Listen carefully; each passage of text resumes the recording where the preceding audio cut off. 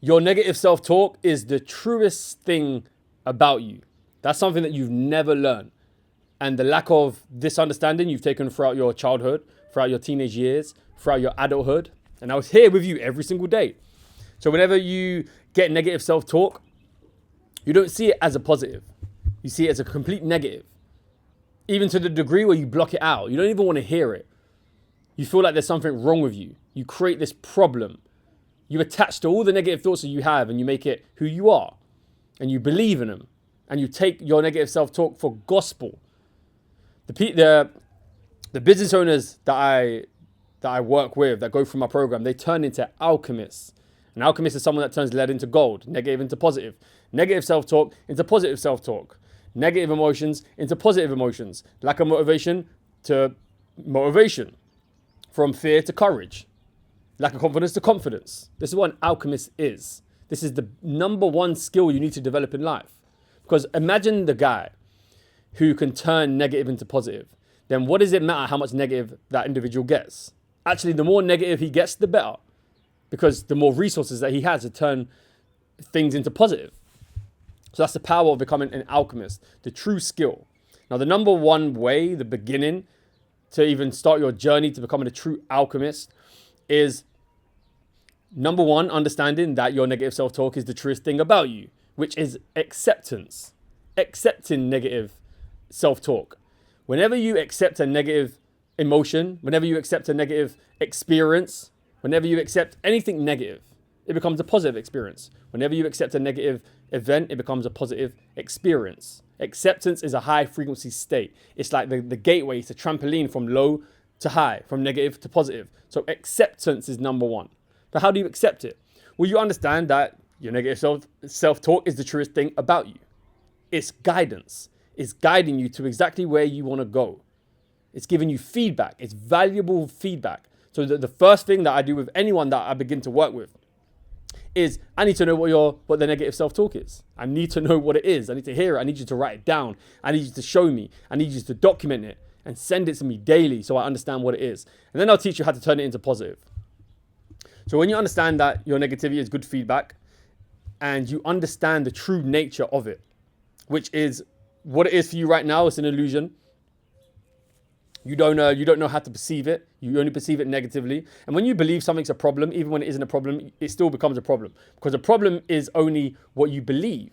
If you believe there's a problem, then there is a problem. There's no actual typical event in life that comes with its own meaning of it's a problem. Because what's a problem for one person isn't a problem for another person, depending on their level of ability to deal with it or to perceive it. So your negative self-talk, from this point forward, you're not going to perceive it as a problem anymore. You're going to perceive it as guidance and as good feedback, valuable feedback. The truth about negative emotions and negative self-talk is that it's for self-preservation. It isn't the devil trying to take you off track, trying to sabotage you. No, what if it was your mind trying to preserve self? Trying to preserve itself. It wants the best for you. But I can see maybe you're heading down a negative path. Maybe you're about to do something that isn't aligned to where you truly want to be. So it alerts you. It's your best fucking friend. But you thought it was your enemy. So it comes and behaves as an enemy because that's how you perceive it. Reality is just what you perceive it to be. But there is a structure of reality that is a truth. And that is that negative self-talk, negative emotions is positive feedback, valuable feedback. So see it as self-preservation, just like a fire alarm. Your negative self-talk is an alarm. It's an alarm. Just like if you were sleeping and your house was on fire, the alarm would go off to let you know, wake up, there's smoke here, there's fire here. You might die. So wake up. You wouldn't block out that alarm. Be like, oh, fuck, the noise of that alarm is terrible. Let me block it out. No, it's valuable feedback, which can be perceived as positive feedback, even though the sound isn't nice, but it's positive feedback, valuable feedback, because without it, you would die. So it's there for self-preservation. All negative emotions come from, they don't just derive out of anywhere. They don't just show up. They don't just arise from nowhere. All emotions, negative and positive, they all come from beliefs belief systems, definitions, perceptions that you're holding. And the nature of your emotion is going to depend on the nature of your beliefs, whether it's aligned with a higher self and a higher version of you and a creator of a reality that you want to experience. But if it isn't, and if it's unaligned to the reality you want to experience, then you're going to get negative emotions. So if you believe that you're gonna die, you're going to get negative emotions, because the negative emotions is a alarm, like, yo, you're about to die. Let's do something about it. That's why it's the truest thing about you. Or if you're out of shape and it tells you you're fatty, you need to get in shape, it's the truest thing about you. It's trying to guide you to take the right action to preserve self, to get you to where you actually want to be. It understands, oh, Kev, this is who you said you want to be. This is the reality that I know that you want. But the beliefs that you're holding about yourself isn't going to create that reality. So negative emotion, wake up. You got to change your beliefs if you want to change the direction that you're heading in. You know, a lot of business owners, and I made a rule about this, that's why it's top of mind, but a lot of business owners are scared to shoot content. So they have a reality that they want to shoot content. They know that content is going to make them more money. It's going to grow their business. It's going to allow them to hire better, faster, and easier in the business. It's going to allow them to build more trust and build more trust in their clients and their prospects, and just expand their life overall. They know that. They know that's the reality that they want. They want to be a leader, that they want to be a thought leader that shares their thoughts. Everybody wants to do that, by the way, on social media. Everybody that consumes social media also wants to produce content, but they're just too scared. So these business owners, they know that's what they want to do. They want to create content. They want to grow a personal brand, to grow their business and to expand their life. That's the reality that they want. But when they go to shoot content, they get negative emotions, fear, doubt, worry, fear of judgment, because they hold a belief that if they shoot content, people are going to talk shit. People are going to laugh at them. They're not going to get any rewards. It's going to be a waste of time.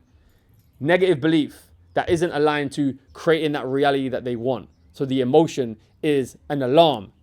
Kev, or Mr. Business Owner, you have this belief about shooting content that isn't going to allow you to have the motivation to shoot content. Therefore, you're not going to shoot content. Therefore, you're not going to grow your business. Therefore, you're not going to become the person that you want to be. So it is, for self-preservation, it's an alarm. So imagine something that valuable. You block it out. Whenever you drive your car, you just put the music on full blast. You're constantly head buried in your phone, watching doom scrolling, just so you don't have to listen. You have to sit in silence. You have to listen to the self-talk, because it's going to fucking kill you when you hear it, because you don't know how to transmute it. What if every negative emotion that you experienced, you turned it on its head and it became positive? Think about the same concept, but with money. Think about someone who's uneducated. They're not an alchemist with money. They don't know how to get money and create more money. They squander money every time they get it. Like the lottery winners that win millions of pounds and they lose it and go broke. They're not alchemists financially. They're not financial alchemists. When you're not an alchemist and you squander what you get, the more you get, the worse it is. Because then the more that you squander, and the less self-belief you're going to have, and the less self-confidence you're going to have. So if you gave a lot of money to someone, and I know these people because throughout my professional football career, I saw 16, 17, 18-year-olds get given tens of thousands of pounds a week, 50 grand a week. And it fucks them up because they're not financial alchemists. They don't know what to do with it. They squander it. So if you gave a lot of money to an individual like that, to someone who's not a financial alchemist, then it could be the worst thing that ever happened to them. They're going to lose it. They don't know. They don't know what to do with it. So the more you give them, the worse it is, the more negative it is. However, if you give it to a financially educated individual, a high net worth individual, someone who is a financial alchemist, that knows when you give me £100, I'll make it into 1,000. You give me £1,000, I'll turn it into 100,000. You give me 100,000, I can turn it into 1,000,000. And they do it repeatedly. They're an alchemist, financial alchemist. Then the more money you give to that individual, the better. They're like, give it all to me, because I can turn it into more and more and more and more. So now it becomes a positive thing. This is the same for someone who's an alchemist in their own minds, in self, who has mastery over self, mastery over their emotions. They know how to transmute negative emotions into positive emotions. Then give me all the fucking negativity you want. That's why people that are alchemists, they are so courageous. They do anything they want. They don't care about fear of judgment. They don't care about fear of failure, because whenever they receive that negativity, they just turn it on its head and create more courage, more motivation, more drive. So all those people that you see that are so driven, And the more you get that gets thrown at them, the more driven they get, the more successful they get. That's because they're fucking alchemists. They don't block. I know 100% for a fact they do not block out negative emotion. They transmute it. This is the skill you need to learn to take your life, your business, your personal development to a whole nother level. The most important skill that you never get taught. You get taught to indulge, depending on who you got raised by, but you either got told to just neglect your self-talk. Just don't even listen to it, block it out. It means nothing. That's maybe by like, harsh dads that are kind of fucking brain dead. Or you get the soft mums, the overly motherly mums that tell you to indulge in your emotions. Feel it. Make it your fucking personality. Sit in it for the next 3 weeks. That's also just as fucking bad. Because the reason why is because you're not transmuting it. The best mentors, the best and most wisest individuals will tell you how to transmute emotion. Then you're a killer. Then you can do anything you want. But if you're still stuck in your emotions right now and all negativity just gets to you, just comes bearing down on you, and you've got the weight of the world on your shoulders and you don't know how to relieve that pressure, you don't know how to relieve that weight, then you're fucked. You're doing one of the two. You're either indulging in it or you're just completely blocking it out. When you block it out, it comes back more and more and more. The dust never goes. The dust never settles. It just continuously comes back. That's why you have to transmute. You have to turn it. You have to change it to start fueling the life that you want. But when you sit in it and you indulge in it, then you're just creating and manifesting a negative reality because you're sitting in negative emotions.